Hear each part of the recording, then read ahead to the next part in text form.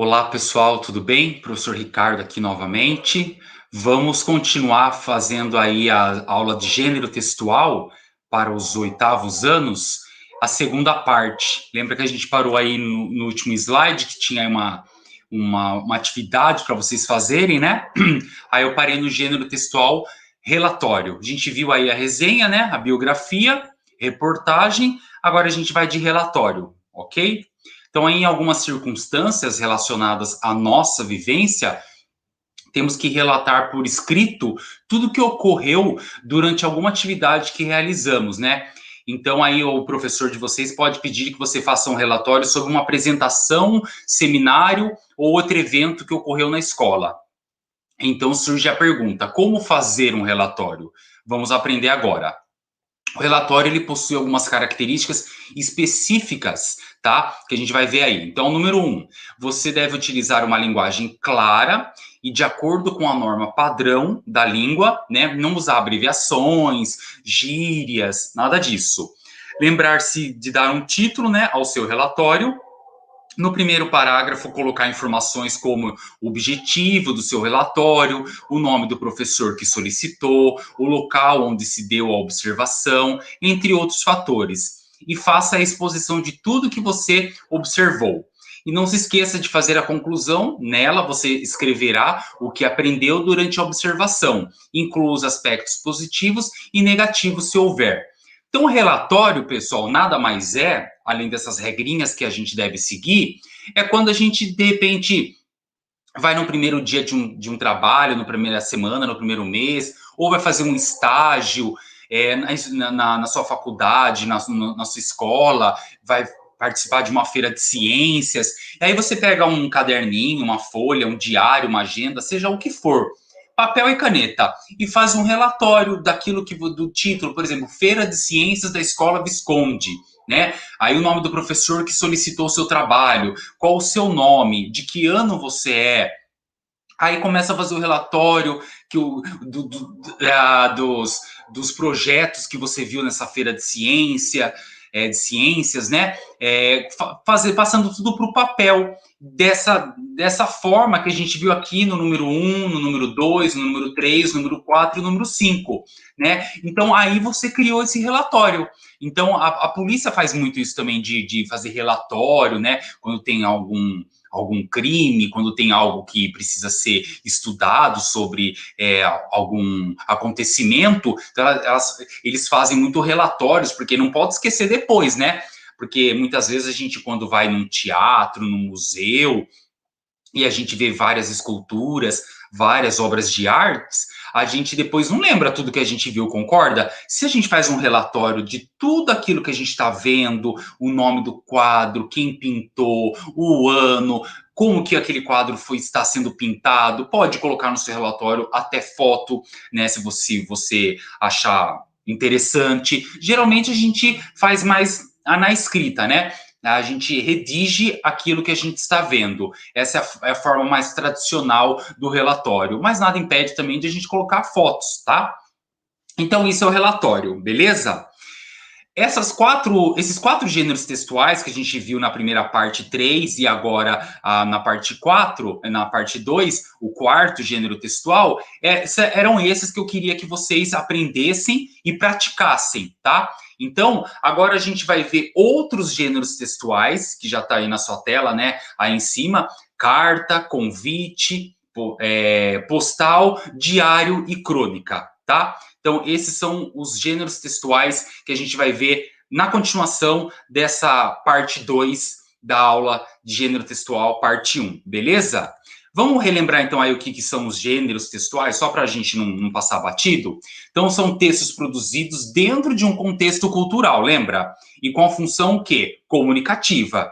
Isso significa que a cada vez eu produzo um texto, seleciono um gênero em função daquilo que desejo comunicar, do efeito que desejo produzir em meu interlocutor, que é com quem se fala, e da ação que desejo realizar no meio em que me inscrevo, tá? Então aí vários exemplos que eu já falei, a gente já viu alguns e a gente vai ver outros hoje nessa aula, que seriam aí a carta, convite, postal, diário e crônica. Vamos começar pela carta, né? Carta pessoal muito famosa antes no século passado, né, século 20, antes dos anos 2000. Depois que chegou o computador, né, no final dos anos 90, a gente já começou a usar mais e-mail, aí depois veio aí os celulares com internet, aí o e-mail não, a carta ficou meio que de lado. Mas a carta pessoal é um texto utilizado para comunicação, né? Mesmo esquema de e-mail, de um WhatsApp,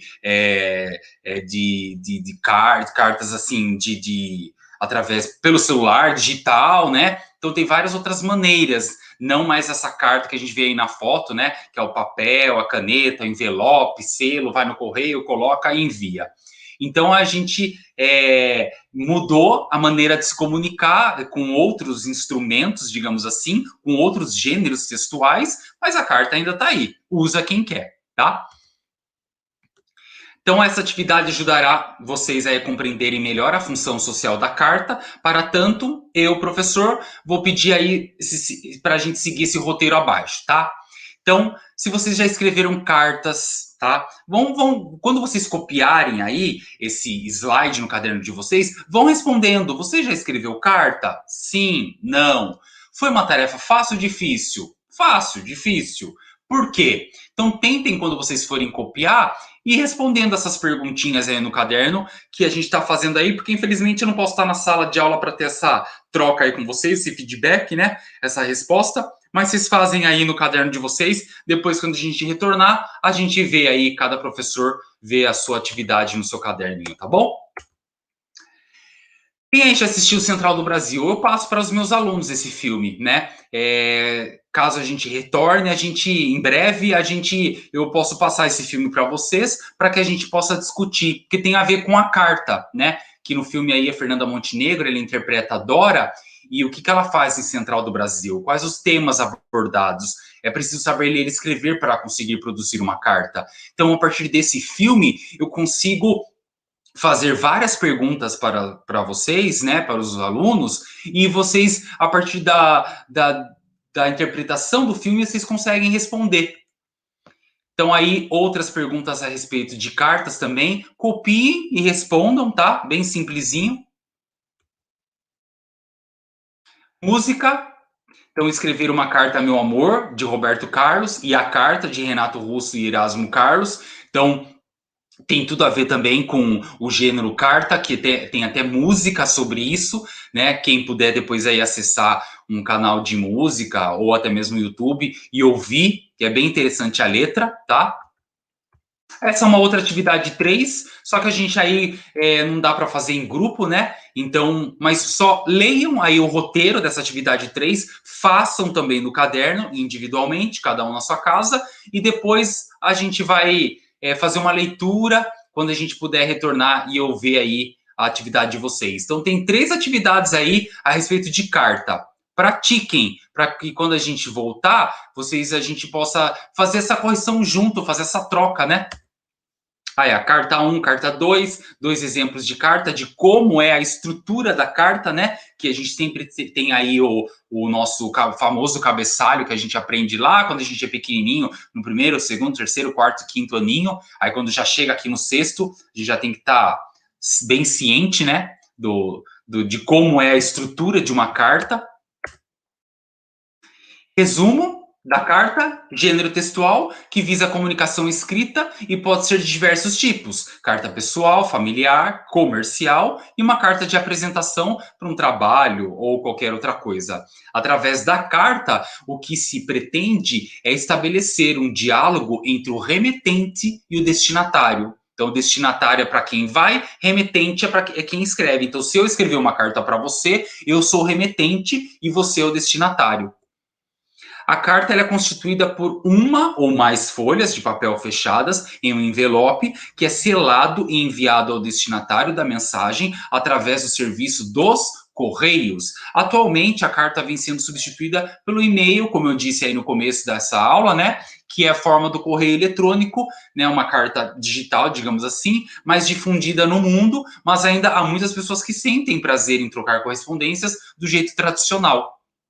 A estrutura da carta, né, que a gente viu aí, do gênero textual, indicação do local e data, essas referências ficam no início da carta, em geral à esquerda, e o vocativo, que geralmente é acompanhado de uma saudação, ou de um termo de cortesia, como prezado, caro, mas pode empregar também somente o nome do destinatário.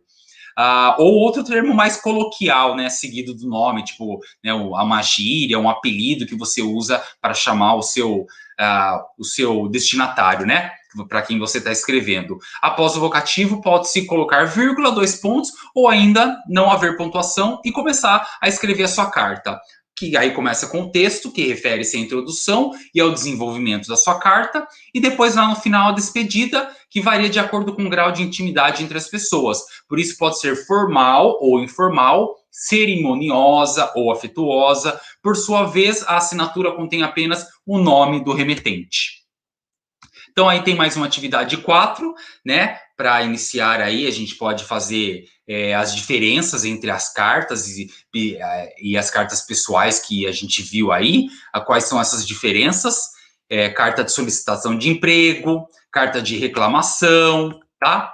Outra atividade é a 5, né? Para que vocês vendo esses dois textos, carta de solicitação de emprego, depois que vocês olharem aí, e olhar que a carta de reclamação tem essa atividade 5, leiam e respondam também essas perguntas.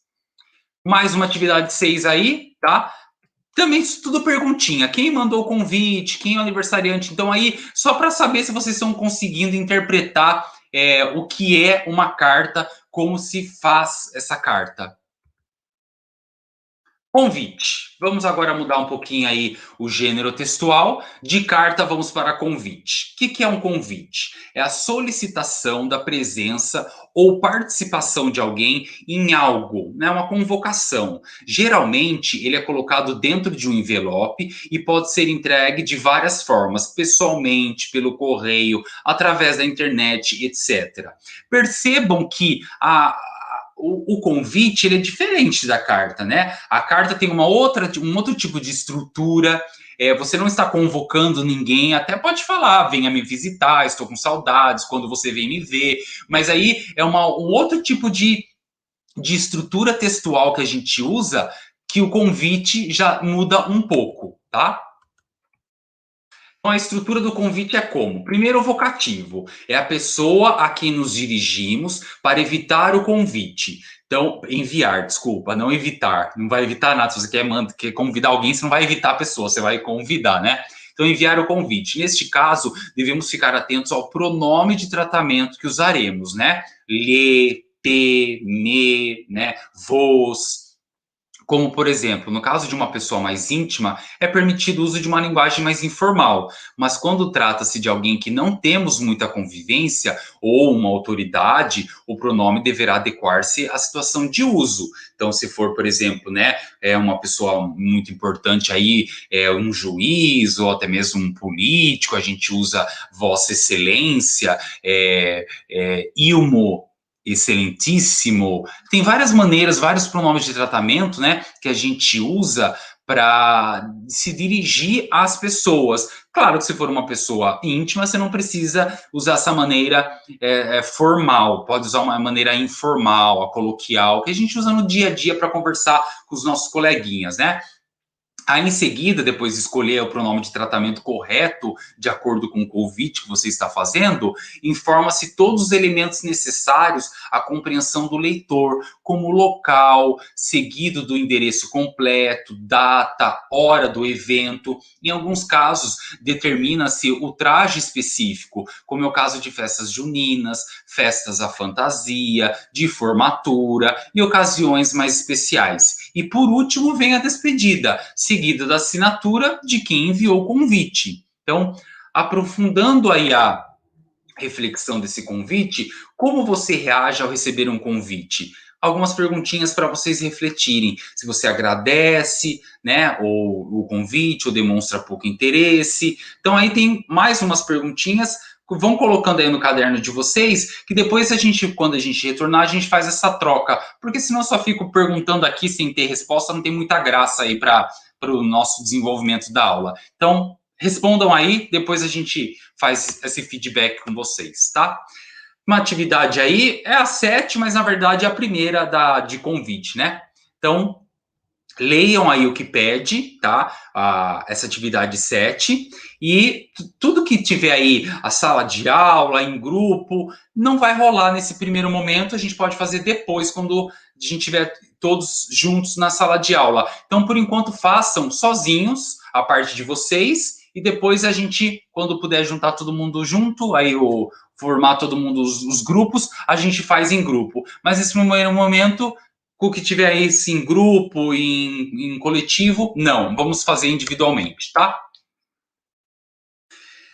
Aqui a atividade 8, depois também a gente faz junto, postal, mais um gênero textual aí que a gente vai ver.